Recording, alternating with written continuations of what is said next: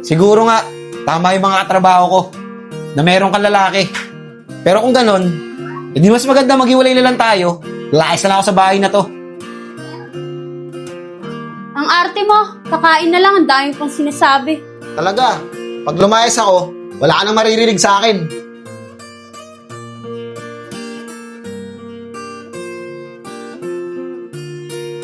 Okay nangyari sa asawa ko. O, ayan na, oh.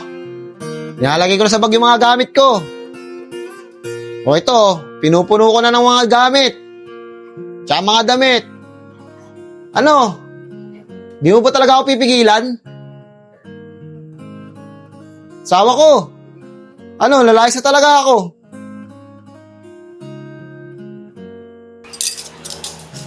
Ano, asawa ko? Di mo ba talaga ako pipigilan? Pag lumayas ako, wala ka na kasama dito sa bahay.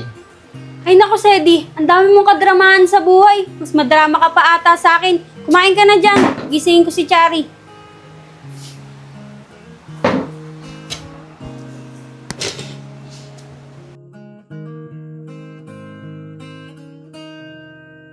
Si Angel Bangolan ay asawa ni Sedi Bangolan. Siya yung kinakasama mo ngayon. Pero si Angel Bangolan, may 2 linggo na lang para mabuhay dito sa mundo. Pero Kim, hindi niya alam na mamamatay na siya. Kaya ang gusto ko, bago siya mawala dito sa mundo, maiparamdam mo sa pamilya niya ang tunay na pagmamahal ng isang ina at asawa.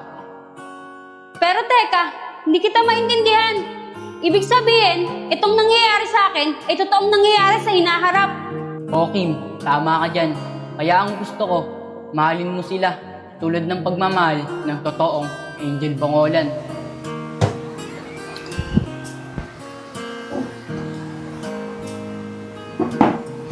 Asawa ko. Baka pwede tayong lumabas. Asawa kasi dito sa bahay eh. Tsaka day off ko naman ngayon eh. Tingin ko, naboboring ka na rito sa bahay.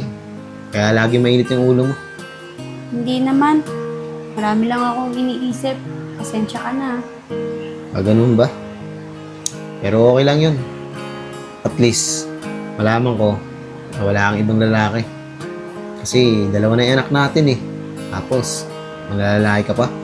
Pero siguro naman, di mo kayang gawin sa akin yun. Oo naman, Sedi. Hindi ko kayang gawin yan. Tama yan, asawa ko.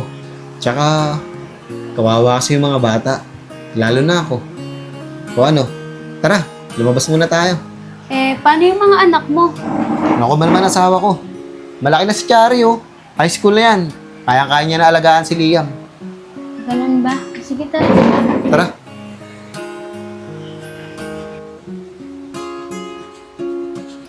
O Kim, tama ka dyan. Kaya ang gusto ko, mahalin mo sila tulad ng pagmamahal ng totoong Angel Bangolan. Sedi, O Kim, bakit tuminto ka? sama na lang kaya natin yung mga bata para makapag-banding din tayo na magkakasama. Ganun ba? O sige, asan ba sila? Nandyan lang yun sa labas, naglalaro. O tara, daanan na lang natin.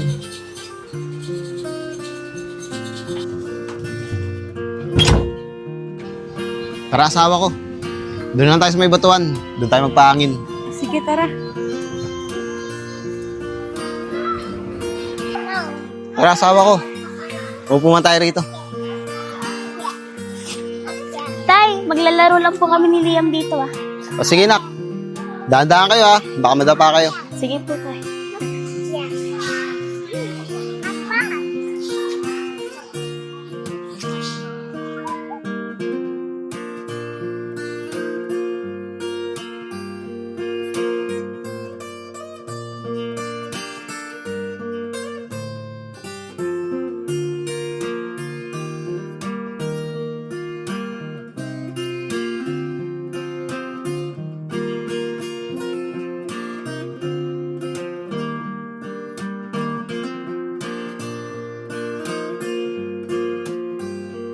Asawa ko.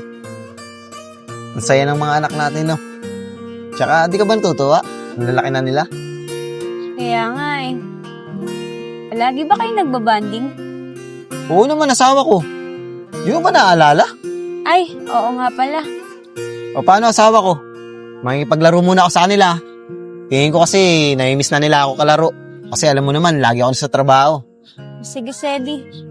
Sige asawa ko ha, diyan ka lang muna.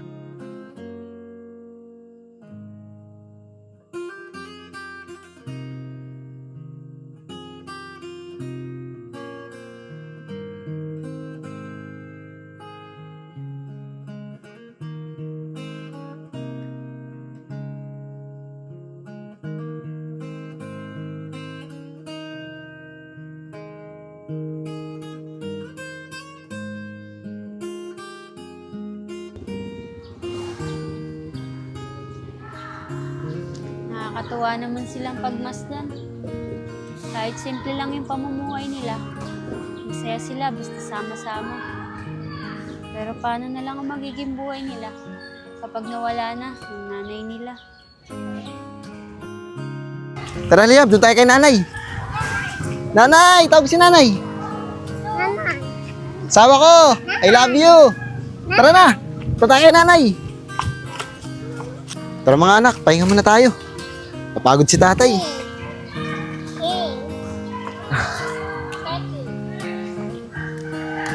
Sedi, matanong nga kita, paano kung isang araw mawala ako? Ano ko ba naman asawa ko? Bakit iniisip mo yan? Bakit naman ang trip mo? Hindi naman malabong mangyari yun kasi tumatanda na rin tayo. Pero ang hiling ko lang, pag nawala ako, sana huwag mong papabayaan yung mga anak natin. Nay, ano na naman bang movie yan? Mukhang may bago ka na naman pinapanood ah. Oo nga, Angel. Ay nako, asawa ko. Siguro, tigil-tigilan mo na yung panonood ng K-drama. Tignan mo, pati ang patay-patay na yan. Nababanggit mo na. Tsaka, asawa ko, huwag kang mag-alala. Bago mangyari yun, makikita muna natin yung mga apo natin. Bago man lang tayo mawala. Pasensya na kayo sa akin ha. Tama nga kayo. Titigilan ko na yung panonood ko ng K-drama. Tama yan, asawa ko. Kasi, kakapanood mo ng K-drama, puro ka na rin drama sa amin. Kahit anak mo, hindi ka na rin maintindihan.